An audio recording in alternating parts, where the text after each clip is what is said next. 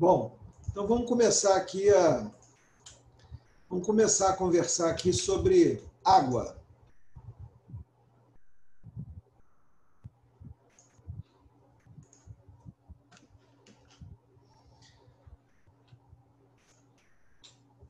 Muito bem, sistema licórico e as hidrocefalias. Vamos lá. Então, né, nessa imagem anatômica aqui, nesse desenho, a gente observa no plano sagital aqui as cavidades ventriculares, né? Parte do ventrículo lateral, terceiro ventrículo, o aqueduto cerebral, quarto ventrículo e aqui por fora o espaço subaracnoide. Então, o líquor ele é produzido principalmente aqui nos plexos coroides dos ventrículos laterais, tem plexo coroide aqui também no quarto ventrículo. Então, ele circula através dos forames de Morro para o terceiro ventrículo, daí ao quarto ventrículo, e aí pelos forames de Lustig e Magendie ele ganha o espaço subaracnoide e ele circula ao redor do parênquima do sistema nervoso central e ele retorna a circulação através dessas granulações aracnoides, que são bolsinhas de líquor, e elas se projetam para dentro dos seios venosos e aí então o líquor volta para a circulação. Muito bom. Esse é um detalhe da formação do líquor e da circulação. No entanto, algumas perguntas durante muito tempo ficaram sem respostas, né? Principalmente essas aqui, né? E nós vamos juntar isso nessa aula de hoje, né? Eu lembro a todos aqui que tem uma aula excelente do Márcio sobre hidrocefalias, também lá no canal do Papo Neuro. E essa aula nós vamos falar sobre o mesmo tema, mas com um ponto de vista diferente. Então, uma das coisas interessantes a respeito do sistema licórico é que por muito tempo acreditava-se que apenas o sistema licórico era algo que existia para proteger, de certa forma, o encéfalo. Mas, além disso, outras perguntas estavam sempre sem respostas, né? Por que somente no encéfalo não há sistema linfático? Se não há linfático, como é que se faz a remoção de lixo metabólico? E será que a função do líquor é somente uma proteção mecânica do sistema nervoso central? Bom, estudar em vivo líquor é muito difícil. É necessário sempre, de alguma maneira, violar a cavidade intracraniana para que pudesse estudar, de alguma forma, o líquor. Sempre que você viola a cavidade intracraniana, a fisiologia normal se altera. Mas, há poucos anos atrás, pesquisadores utilizando determinados radiofármacos e com partículas muito pequenas, né, com moléculas pequenas, radiomarcadas, misturando-se essas moléculas radiomarcadas ao líquor, eles finalmente conseguiram... Não. Alô, está me ouvindo? Alguém está me ouvindo direitinho aí? Dá só um retorno aí, alguém, depois desliga o microfone, tudo ok? Alô? Alô? Alguém dá um retorno aí, só para eu ter certeza que a... Tudo ok, tudo ok. Obrigado, então. Podem colocar os microfones aí em off. Então, marcando moléculas, misturando-se ao líquor, se consegue hoje saber exatamente saber que a função do líquor não é somente dar proteção. A principal função do líquor é fazer a limpeza, servir como um sistema linfático e fazer a limpeza do lixo metabólico das células do sistema nervoso central. Então, esse trabalho aqui, isso tem alguns anos, tem aproximadamente uns 5 anos, esse trabalho aqui, uns 8 anos que foi publicado esse trabalho, ele foi pioneiro e ele demonstra aqui o seguinte, vejam aqui, esse aqui é um animal, né, uma cobaia, um ratinho ali, esse é o parênquima cerebral e aqui o sistema ventricular e o espaço licórico. Então, só para entender essas figuras aqui, foram feitas infusões dentro do sistema ventricular e infusões nas cisternas, como se tivessem feito uma punção lombar ou uma punção nucal, né, nos seres humanos, ou uma punção direta no ventrículo. Observem aqui o seguinte, né, as moléculas foram marcadas com 3 cores, são moléculas radioativas e marcadas com 3 cores diferentes. As menores moléculas são vermelhas, as intermediárias em azul e as maiores moléculas em verde. Então, aqui foi feito primeiro uma infusão ventricular, aqui está a cavidade ventricular, e depois de algum tempo foi feito a difusão desse líquor misturado com essa molécula no parênquima cerebral. Notem aqui que ao redor da cavidade ventricular, aqui também uma outra cavidade, uma extensão da cavidade ventricular, o líquor juntamente, marcado, né, o líquor juntamente com essas moléculas, né, ele se difundia através do parênquima cerebral. Vejam a molécula intermediária em azul, que essa difusão já não é tão extensa e tão mais profunda, né, quanto as moléculas menores. E em verde, notem aqui que há uma difusão aqui no que se refere à delimitação dos espaços perivasculares. Nesse lado aqui à direita, a infusão foi feita nas cisternas. E observem que o parênquima cerebral ao redor, tendo ao redor a cisterna com essas moléculas marcadas em vermelho, o parênquima cerebral todo se impregna deste material radioativo com a injeção feita no espaço licórico. Então, há fluxo licórico tanto do sistema ventricular em direção ao espaço subaracnoide, quanto do espaço subaracnoide em direção ao sistema ventricular. Então, isso aqui demonstra a verdadeira função do líquor, que em fazer a limpeza do lixo metabólico. E essa limpeza do lixo metabólico, ela ocorre preferencialmente à noite. Nós precisamos dormir para que ocorra esse processo de limpeza do lixo metabólico de forma mais eficiente. Então, vou colocar aqui um videozinho do YouTube que mostra isso aqui de forma mais clara. Observe, então, aqui, essa é uma aula aqui que eu recomendo, né, na Night Life of the Brain. Então, observem aqui, o paciente acordado e o paciente dormindo, como a imagem dinâmica da difusão dessa substância radioativa que ocorre ao longo do parênquima cerebral. Notem, então, a pessoa que está dando a aula ali, ela dá um start e aparece a imagem dinâmica durante o sono, a difusão acentuada desse material radioativo ao longo do parênquima cerebral. Então, esse detalhe é um adendo da anatomia e uma prova de que a importância do líquor é muito maior no que se refere ao funcionamento metabólico do parênquima cerebral do que efetivamente algo decorativo ou algo que esteja ali apenas para que possa proteger o parênquima cerebral. E isso aqui, a partir dessas informações, muitos mitos, né, tiveram que ser reformulados na nossa mente, né?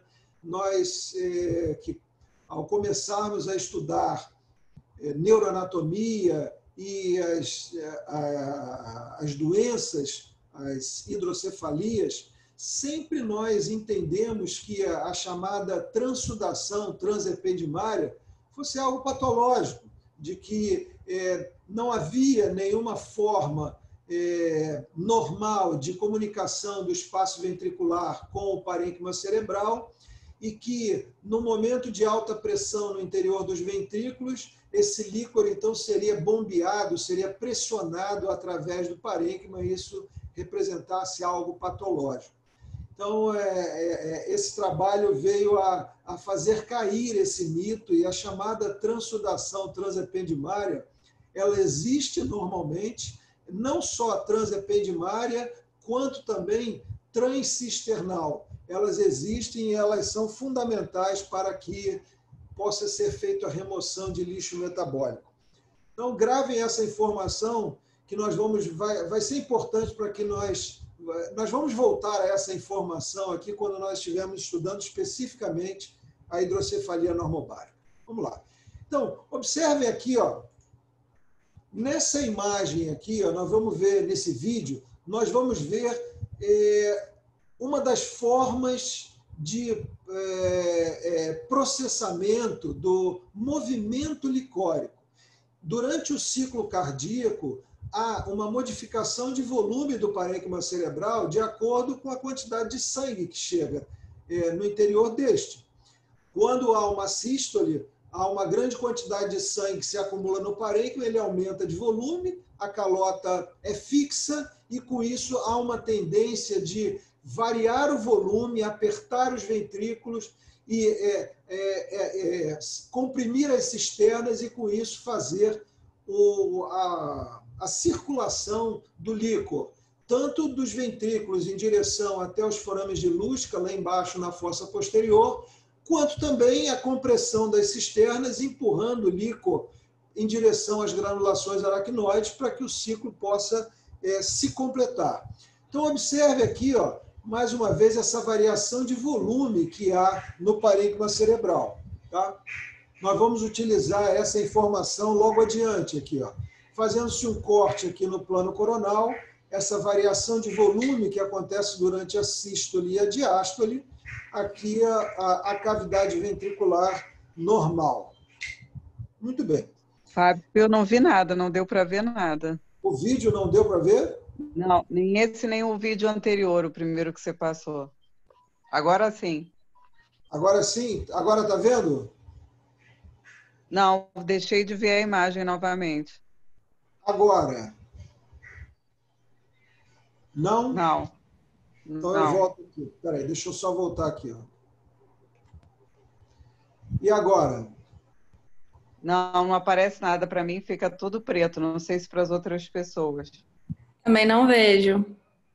Bom, beleza pelo feedback aqui, não tem importância, a gente acessa aqui, ó, acessa o vídeo diretamente.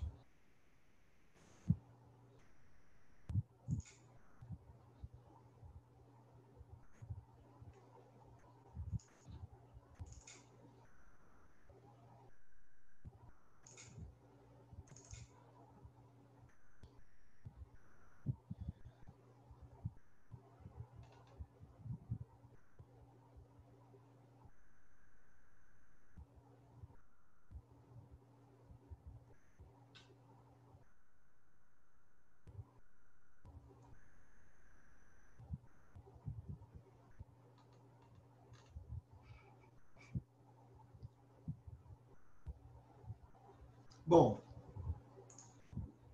vamos seguindo aqui. Esse vídeo aqui eu não estou encontrando agora aqui, ó. Vamos seguir então, olha só, gente. Então, imaginem aqui, ó, que durante o processo de sístole e diástole, a chegada do volume sanguíneo cerebral aqui seria representada durante a sístole, há um aumento do volume do parênquima que faz com que haja uma compressão sobre os ventrículos laterais e haja uma compressão sobre a cisterna, fazendo com que o líquor circule aqui, ó.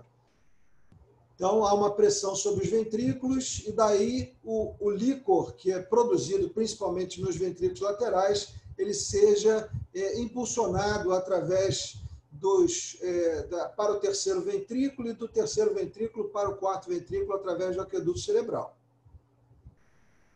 Muito bem. Então, observem aqui essa imagem anatômica no plano sagital. Eu tenho o mesencéfalo e aqui essa imagem do terceiro ventrículo, e aqui o aqueduto cerebral e o quarto ventrículo. Aqui embaixo os forames de Lusca e Magendie. Vamos ver se esse vídeo passa aqui, ó. Dá um retorno alguém aí, ver se o vídeo está passando. Não. Não estão vendo o vídeo? Ok. Não.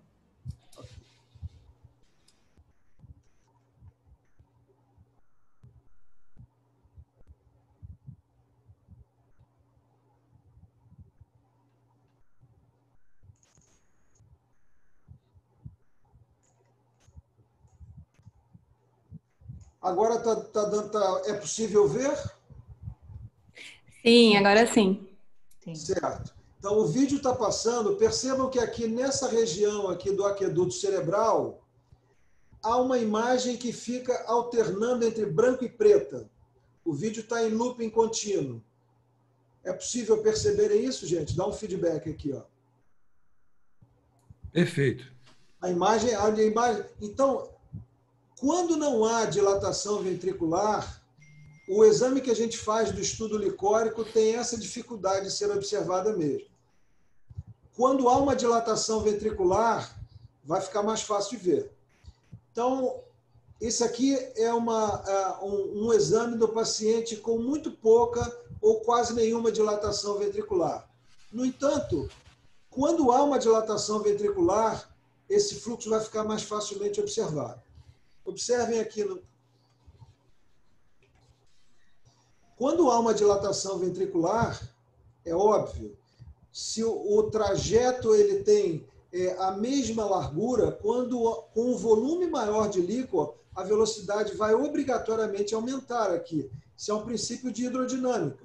Então, se há uma dilatação ventricular, não importa a causa, um volume maior de líquor, forçado através dos forames de morro para o terceiro ventrículo e do terceiro ventrículo para o quarto ventrículo, no aqueduto cerebral, a velocidade irá aumentar. E quando ocorre a diástole, quando o fluxo sanguíneo esvazia o parênquima cerebral, estou exagerando aqui, há uma tendência desse volume ventricular voltar à sua normalidade, a diminuir a compressão, então ele se reexpande e com isso há a tendência de haver uma reversão do fluxo do quarto para o terceiro ventrículo. Muito bem, então vamos ver isso aqui, ó. Observem aqui, ó, nessa imagem, há uma dilatação ventricular e com isso fica mais fácil de ver esse fluxo licórico através do aqueduto cerebral. Observem, como que borrifando para o interior do quarto ventrículo. Está todo mundo vendo isso aqui? Esse filme está passando direitinho aí, gente? Está passando direito. Beleza, ótimo. Quando o paciente apresenta um volume ventricular maior ainda, observem o que acontece.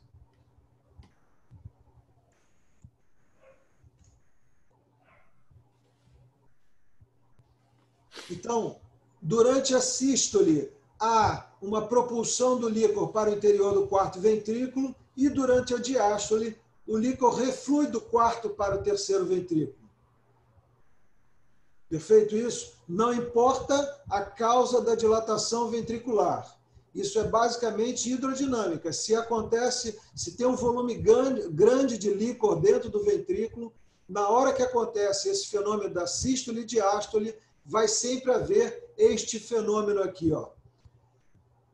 Agora, quando há muito parênquima cerebral, a pressão sobre a cavidade ventricular, a complacência reduzida do parênquima e há uma compressão maior sobre o ventrículo. Então, há uma tendência do líquor que vai passar por um local, por um canal que tem a mesma amplitude, ele vai aumentar a velocidade obrigatoriamente. Uma maior quantidade de líquor para passar pelo mesmo canal, ele obrigatoriamente tem que aumentar a velocidade. Então, esse é um outro dado importante também. Não importa a causa da dilatação ventricular, sempre que a gente for fazer um estudo, obrigatoriamente, alguma velocidade aumentada vai ter. Quanto maior é a complacência, significa menor pressão sobre o ventrículo, menor vai ser a velocidade. Quanto menor a complacência, mais parênquima para espremer o ventrículo, maior vai ser a velocidade. Certo isso, gente? Muito bem. Então, vamos continuar aqui, ó. Essa é uma outra forma de se fazer o estudo licórico, né?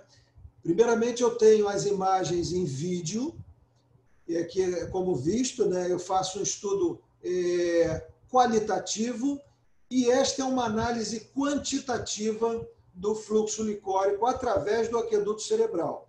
Então, observe aqui o aqueduto cerebral branquinho, numa imagem axial, Então, se faz uma mensuração da variação de velocidade ao longo do ciclo cardíaco.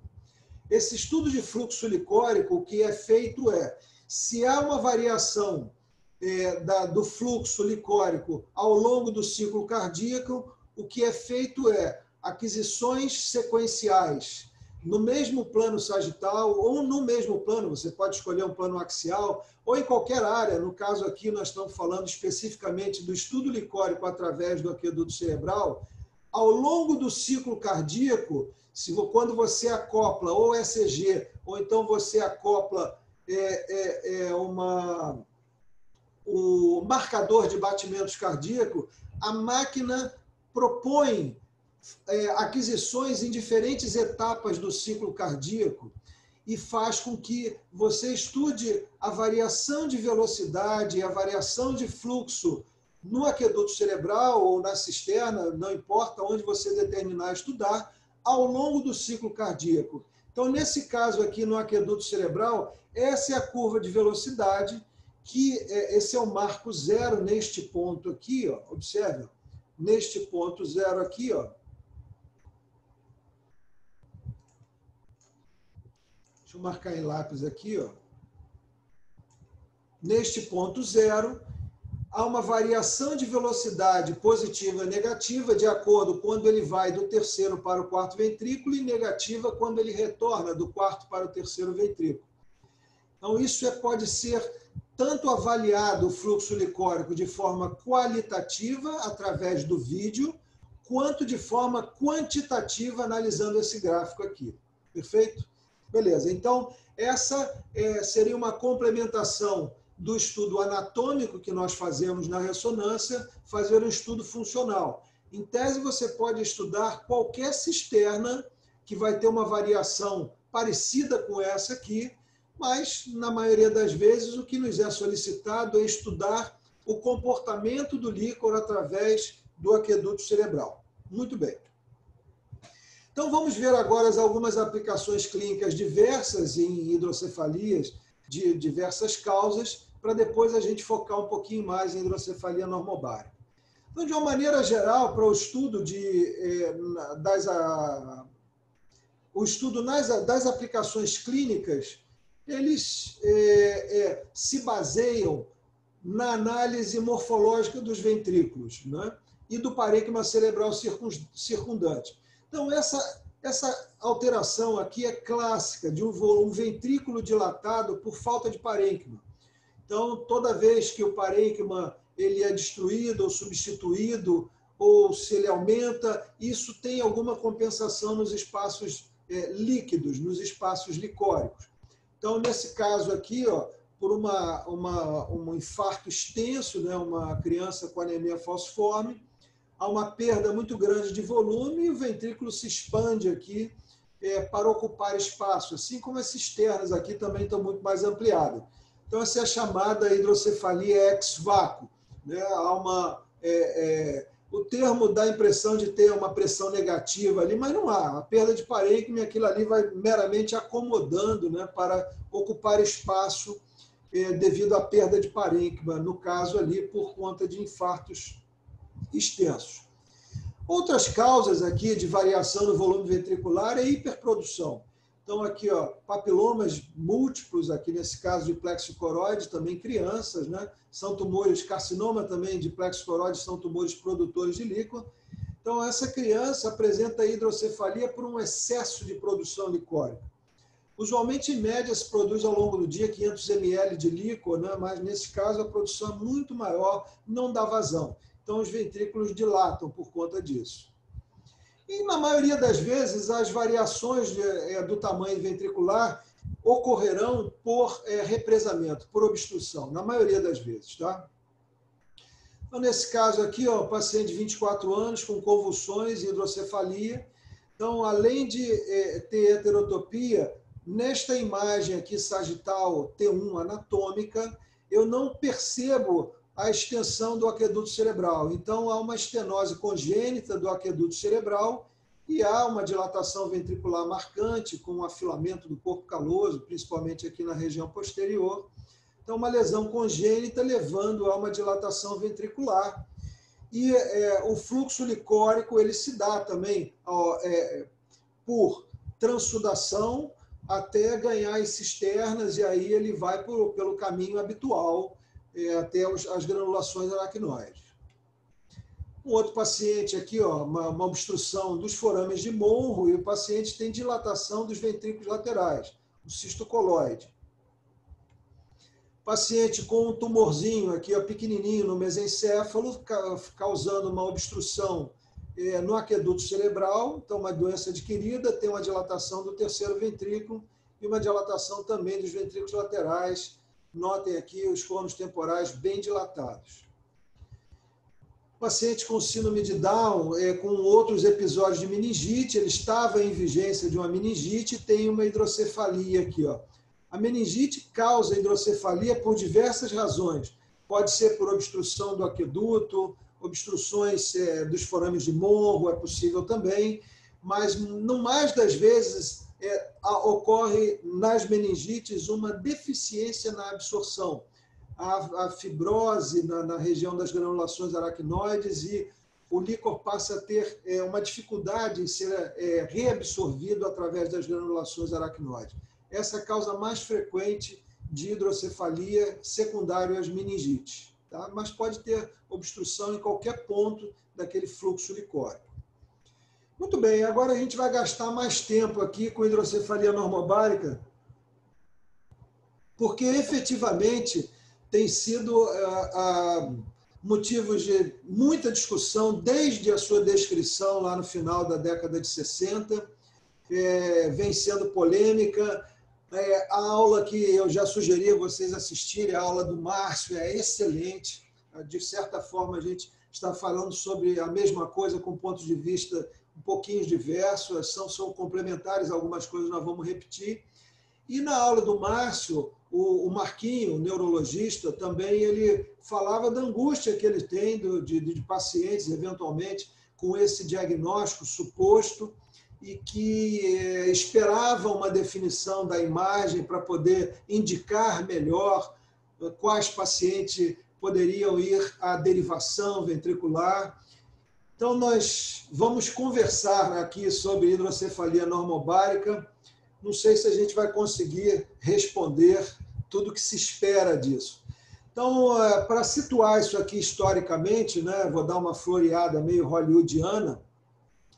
O Hakim era um residente, o colombiano, era um residente da enfermaria do Adams. E essa começou por acaso, essa descoberta desta doença. Então, um paciente demenciado, lá acamado, num belo dia, ele se levantou, foi andar, isso eu estou inventando aqui, dando uma floreada, mas a história tem esse fundo de verdade. Então, e o que foi feito diferente para esse paciente era apenas ter sido feita uma punção lombar, por uma outra razão qualquer, para fazer diagnóstico. E aí, então, passado alguns dias, esse paciente que estava acamado há muito tempo voltou a piorar e voltou a ficar acamado, e uma nova punção lombar ele levanta de novo. Então, levantou-se a lebre aí para uma possível entidade de que melhoraria com o esvaziamento licórico temporário. Muito bem. O Hakim passou o resto da vida dele estudando hidrocefalia, inclusive existem materiais, devices para drenagem ventricular, que é chamada válvula de Hakim. O Adam já estava mais velho nessa época aqui. O fato é o seguinte, que essa doença foi descrita no final da década de 60 e depois, ao longo de todo os Estados Unidos e possivelmente no mundo inteiro, o pessoal desandou a botar válvula em paciente idoso que tinha ventrículos um pouco maiores do que o habitual. E, obviamente, o resultado foi muito decepcionante. A imensa maioria dos pacientes não melhorava. Então, os pacientes tinham sintomas, eram demenciados e colocavam válvulas e não apresentavam melhora nenhuma. Tanto que, na década de 70, muitos autores publicaram artigos dizendo que essa doença não existia, que isso era uma invenção. Então, isso já começou polêmico lá desde o início aqui, não é só de agora. Tá? Então, a grande pergunta, e a pergunta de milhões de dólares aí é: o que pode predizer se o paciente vai se beneficiar ou não com a derivação. Essa síndrome, então, o paciente tem o clássico é uma tríade de demência, ataxia e alteração esfincteriana, mas ele pode ter apenas um desses sintomas. Aí é que começa também a ter um problema de diagnóstico. Porque, da mesma maneira que nós vimos na aula passada, é muito complicado quando a gente tem uma doença degenerativa no nosso espectro possível de diagnóstico, quando o principal diagnóstico diferencial é o idoso normal. Então, se o paciente tem uma alteração cognitiva e ele é um idoso, a pergunta no paciente é uma alteração cognitiva leve, se aquilo ali é próprio da idade ou se é por causa dos ventrículos deles que estão um pouquinho mais dilatados. Muito bem. Então, aqui, essa é a busca aí do cálice, né? Do Holy Graal, né? Então, nós vamos aqui fazer essa busca dessa resposta, né? Em busca do Holy Graal, né? Inicialmente, fazendo um apanhado, quais são as alterações descritas nos pacientes, né? Alterações da ressonância nos pacientes que têm hidrocefalia normobárica. Então, para contextualizar aqui, os pacientes com hidrocefalia normobárica são aqueles pacientes que comprovadamente se beneficiam da derivação. Então, pacientes que têm a tríade ou um ou dois sintomas mais característicos da síndrome, fazem a derivação e efetivamente melhoram. Esses pacientes têm um diagnóstico firmado de hidrocefalia normobárica. Então, a dilatação ventricular desproporcionalmente maior do que o grau de atrofia, esse é um dado fundamental. Alterações na substância branca periventricular e profunda, presença de flow void no aqueduto, significa que tem um aumento de velocidade no aqueduto, que nós acabamos de ver o seguinte: toda vez que tiver ventrículos dilatados, vai ter um aumento de velocidade, porque uma grande quantidade de líquor para passar pelo mesmo canal, obrigatoriamente tem que aumentar a velocidade. Então, esse flow void vai existir não só na hidrocefalia normobárica, mas em outras circunstâncias também. E a hiperpulsabilidade ou aumento de velocidade acentuado, aumento da velocidade de fluxo no aqueduto. Isso aqui já é uma zona nebulosa. Se eu estou falando que toda vez que tiver um volume ventricular um pouco maior, a velocidade vai estar aumentada, então isso já gera uma zona nebulosa nisso aqui. Nós vamos ver isso adiante. Então, um aumento da velocidade acentuado, tudo isso é descrito nos pacientes com hidrocefalia normobárica. É exclusivo isso aqui da hidrocefalia normobárica? Não. Esse é o primeiro dado. Bom, o fundamental, então, primeira coisa é definir se aqueles ventrículos que você acha que estão dilatados, ele é maior realmente do que o esperado para a idade. É fundamental contextualizar isso na idade. Não adianta só observar a imagem e não contextualizar aquilo na idade. Então, volto àquele slide lá da semana passada, onde a gente tem aqui um atlas com vários volumes de ventrículo, e eu tenho aqui um trabalho populacional onde eu posso fazer a correlação entre a idade do paciente e o ventrículo máximo esperado ali. No caso ali seria um percentil de 95%, tá? Muito bem. Então, observe aqui no detalhe o que acontece, né, nesses pacientes aqui. Quando há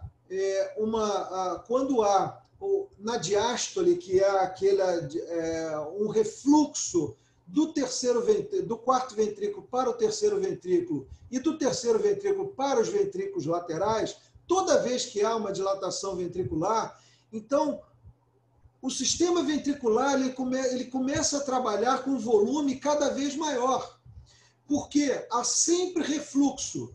Visualizem esse sistema ventricular como se fosse, por exemplo, as veias das pernas, quando as válvulas venosas entram em insuficiência.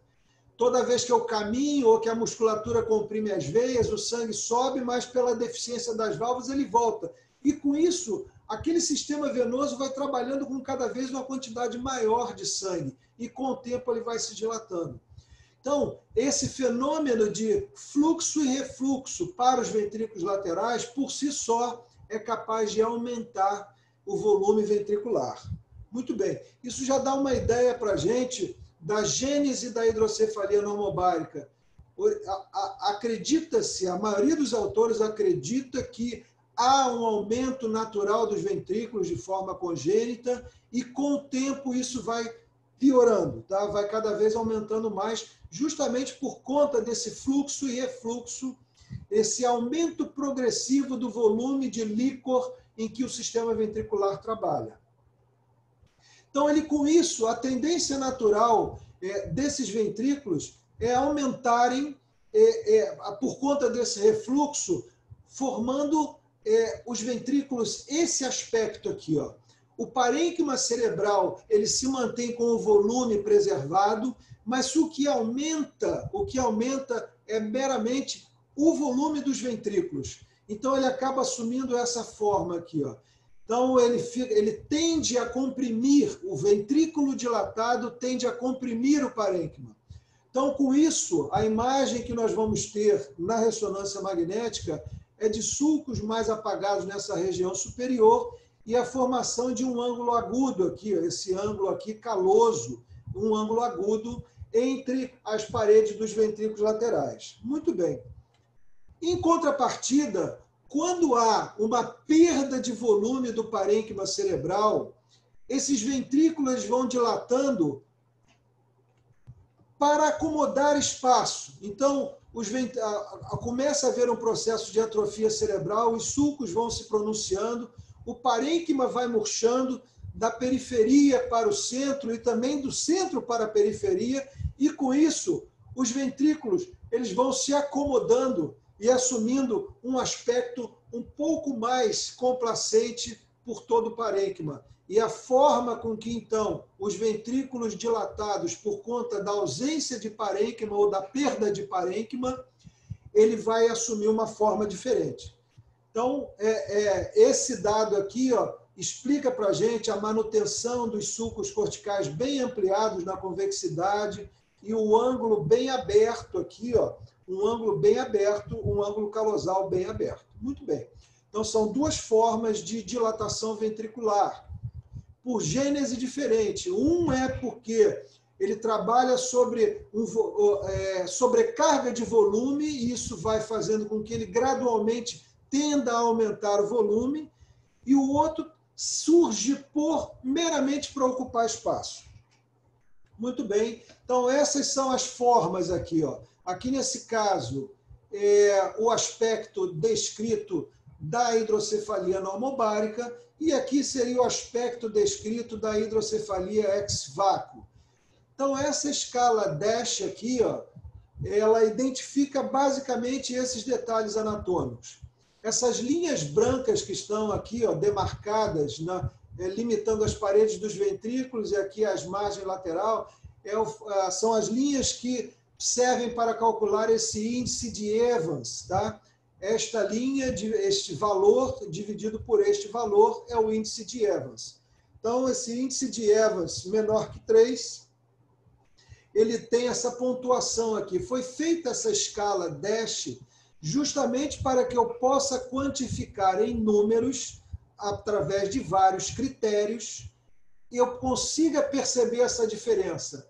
Esta hidrocefalia, ela tem como gênese um aumento primário gradativo do volume dos ventrículos, ou esta hidrocefalia, ela tem por gênese uma perda de parênquima cerebral e o aumento do ventrículo é meramente para ocupar espaço, é algo secundário. Então, essa escala avalia aqui, ó, dilatação ventricular pelo índice de Evans, as cisternas silvianas dilatadas, os sulcos da convexidade aqui, ó, se eles estão mais apagados na hidrocefalia normobárica e superampliados na hidrocefalia ex-vácuo. Persistem essas dilatações focais de sulcos por toda o parênquima cerebral, e esse ângulo caloso aqui, ó, se ele é mais amplo ou se ele é mais estreitinho aqui. Ó. Quanto maior essa pontuação, mais você caracteriza esses aspectos aqui desta hidrocefalia normobárica aqui, ó, os ventrículos assumindo esta forma aqui. Ó, tá? Muito bem. Então, isso aqui é o dado anatômico que a gente pode extrair no exame. Eu posso tanto mencionar isto aqui, quanto eu posso quantificar através dessa escala 10. O Bebeto costuma sempre pontuar algumas situações que muitas das vezes os radiologistas falam para os próprios radiologistas, que tem escalas que a gente usa que só o radiologista usa. Então, o curioso aqui na aula lá do Márcio, assim, ó, o Marquinho, que trabalha com isso, ele acompanha pacientes, tem um interesse grande nisso, ele, na verdade, não dava muita bola para essa escala 10 aqui, não. Tá? Na verdade, o que ele gostaria de saber é isso, se a dilatação ventricular tem mais o aspecto para a hidrocefalia normobárica ou se para a hidrocefalia ex-vácuo. Tá? Então, a dilatação ventricular aqui, ó, então, pacientes com dilatação ventricular ex-vácuo, com alteração cognitiva, um outro paciente já com um ângulo um pouquinho mais agudo aqui. Ó. Então, elas são diferentes. Aqui, alteração na substância branca. Esse paciente tem uma dilatação ventricular e a substância branca, as alterações são muito pontuais. Nesse caso, já é um pouco mais expressiva. E aqui, bem mais expressiva. O problema da alteração da substância branca é que ela não é exclusiva também da hidrocefalia normobárica. Tanto os pacientes no processo de envelhecimento normal podem parecer com alterações na substância branca, quanto, principalmente nos pacientes que têm hipertensão e diabetes, eles podem evoluir com uma alteração marcante da substância branca. Então, esse dado de alteração na substância branca que é descrito na hidrocefalia normobárica se confunde também com outras situações. Tá? Presença de flow void no aqueduto. Aumentou a velocidade, é aquela história lá. O aqueduto cerebral, aqui é o T2, o líquido branquinho aqui nos ventrículos, ele deveria estar branco aqui no aqueduto cerebral, só que está preto. Tem um pontinho preto aqui que é o flow void. Se tem flow void é porque tem um aumento de velocidade ali. Tá? E aqui, ó, as imagens que nós já vimos, acredito que vocês não estejam vendo esse filme aqui. Ó. Dá só um feedback aí, gente, se o filme está aparecendo para vocês.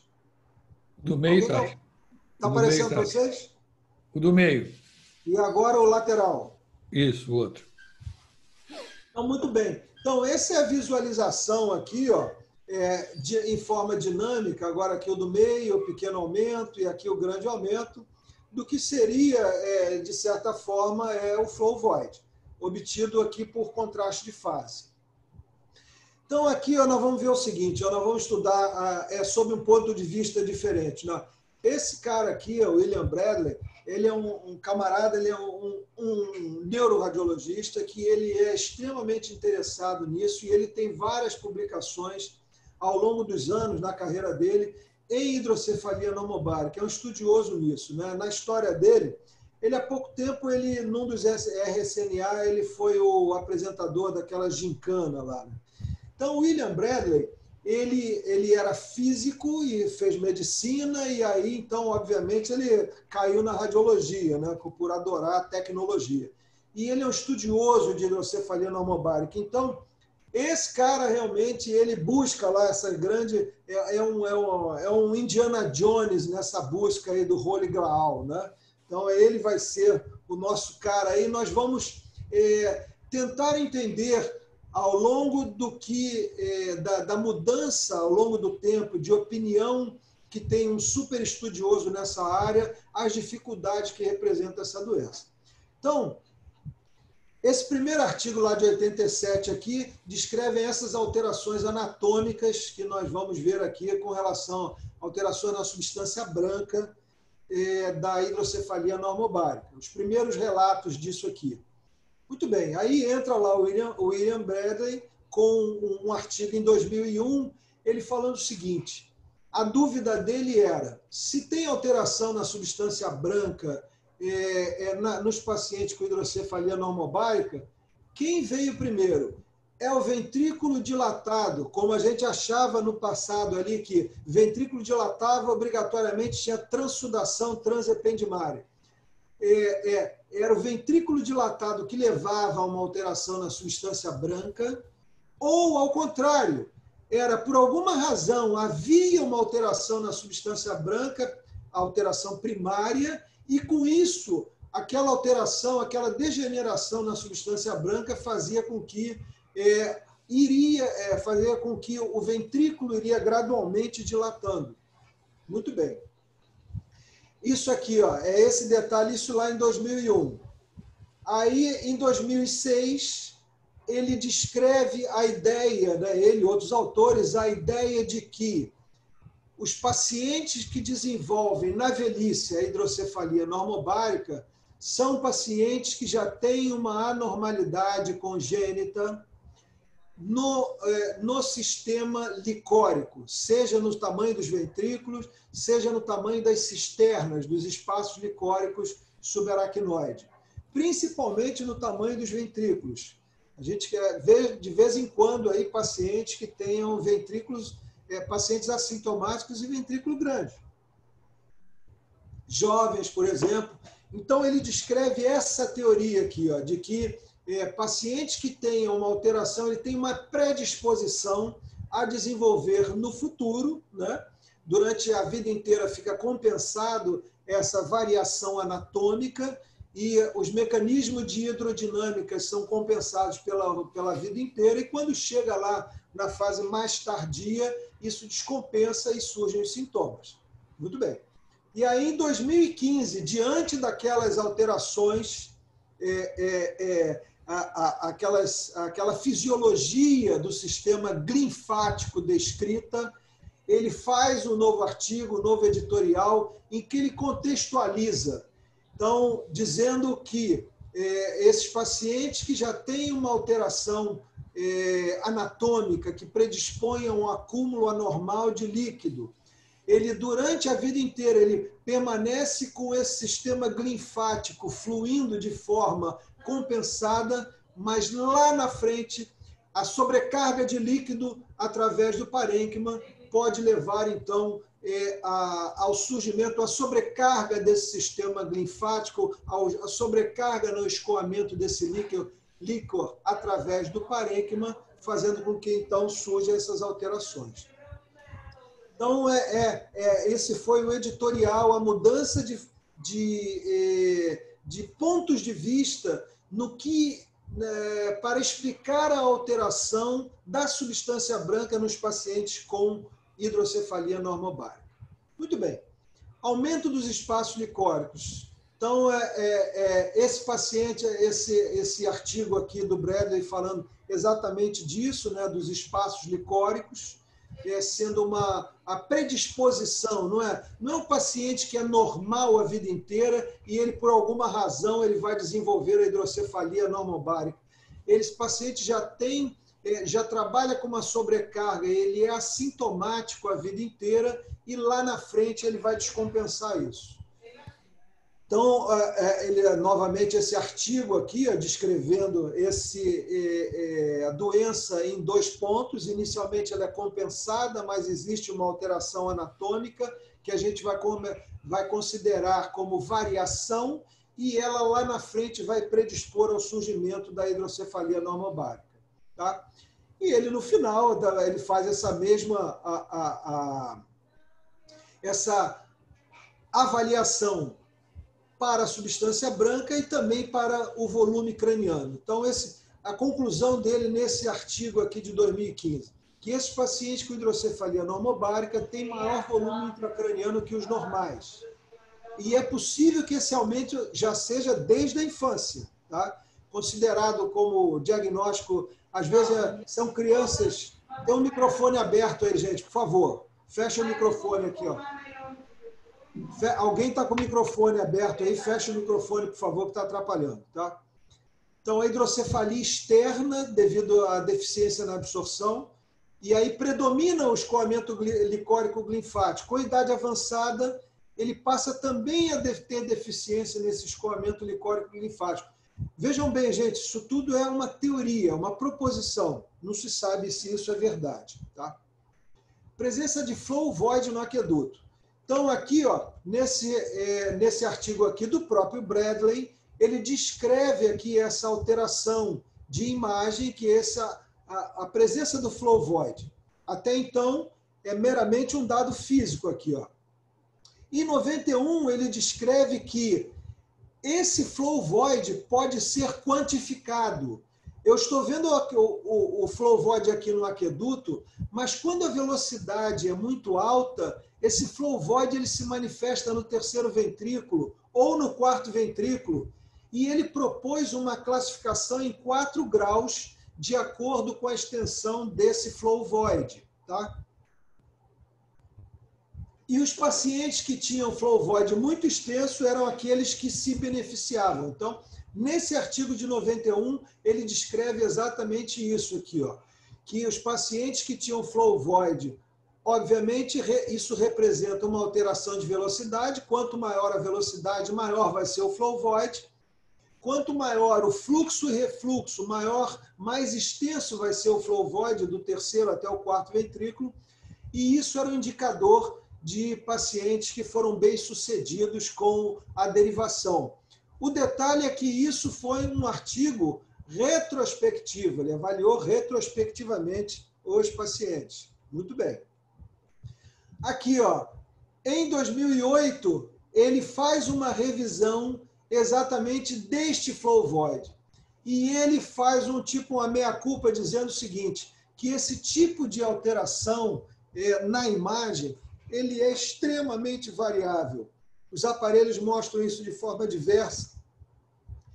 Se você variar determinados parâmetros físicos na sua sequência, a extensão desse flow void vai ser diferente. Então, isso não era um parâmetro confiável, porque ele não era reprodutível, né? Então, esse é um dado neste artigo aqui de 2008. E aqui, ó, em 2015, ele faz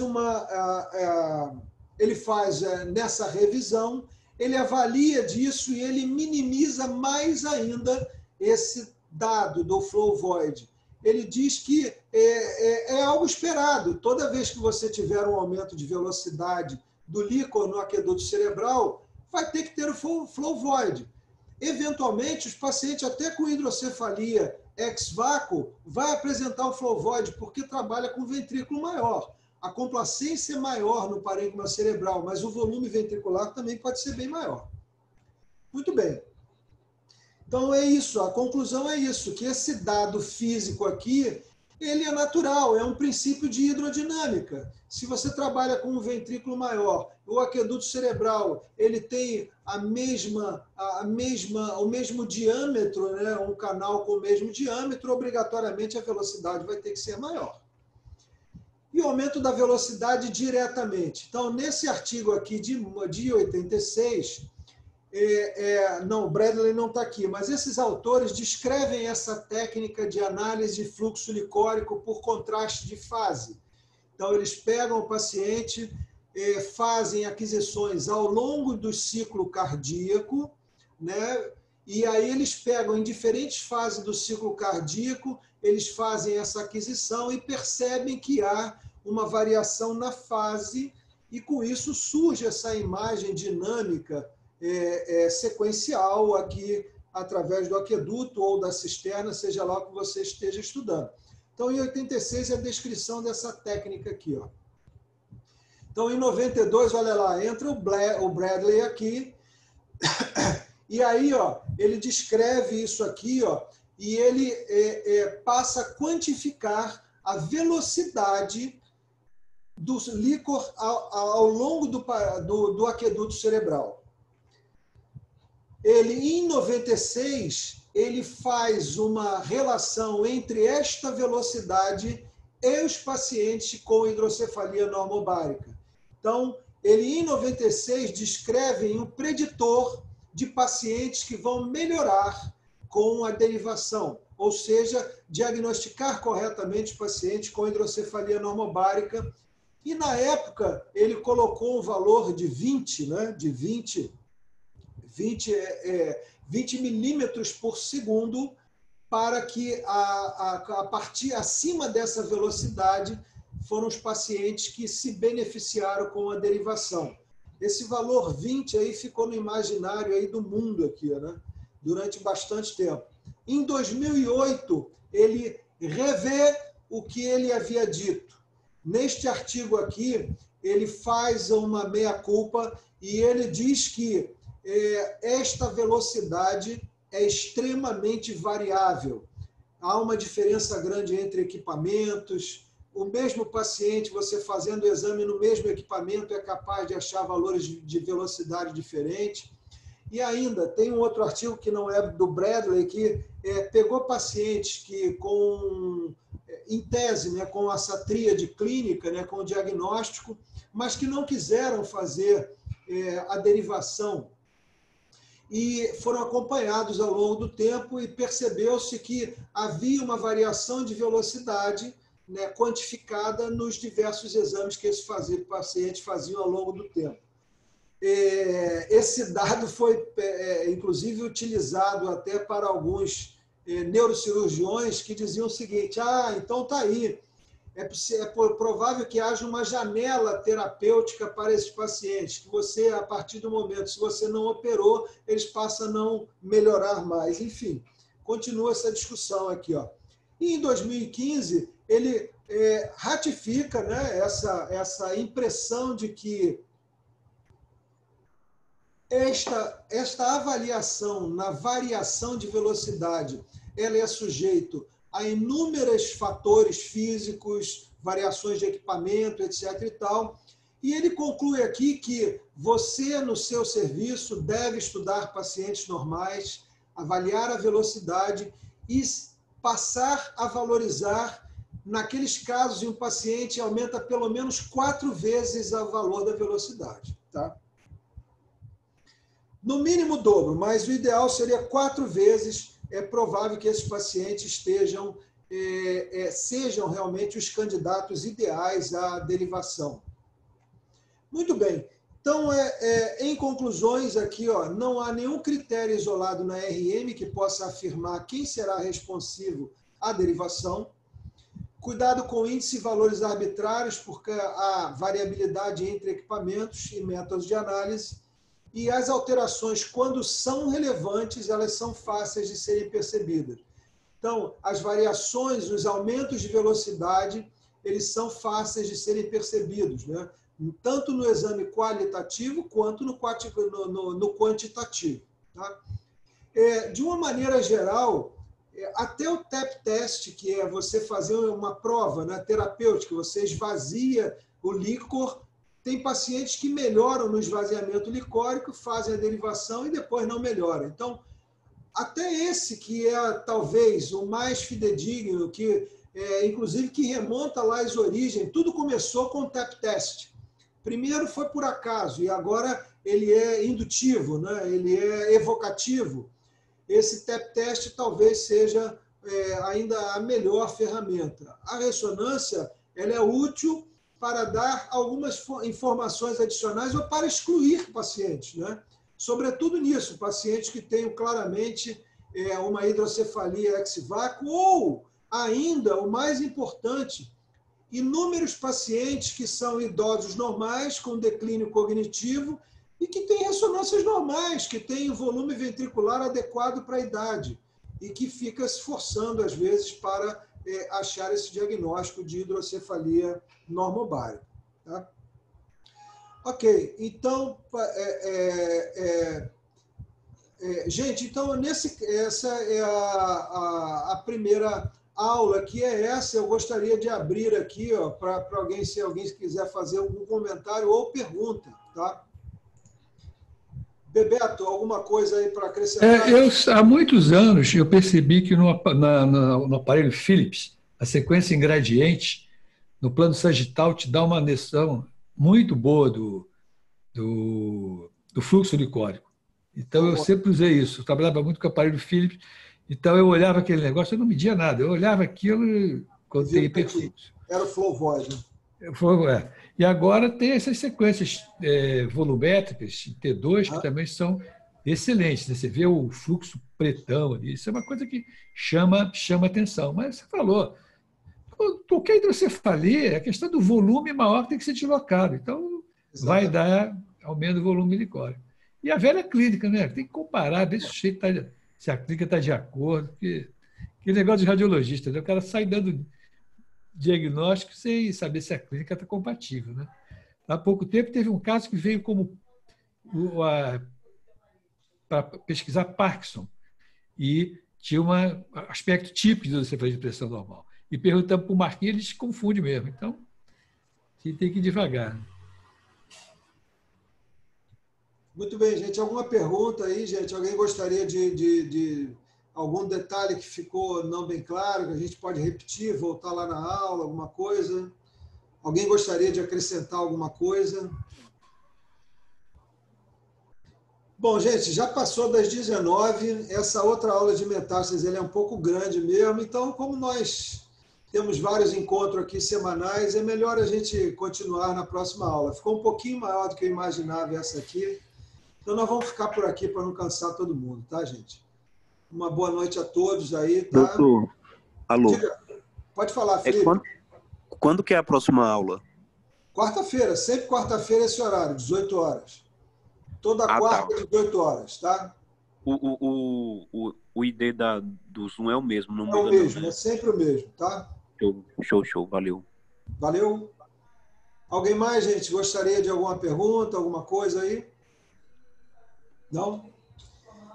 Então, ok, gente. Muito obrigado a todos aí. Um grande abraço. Se cuidem. Boa noite a todos. Boa noite, Fábio.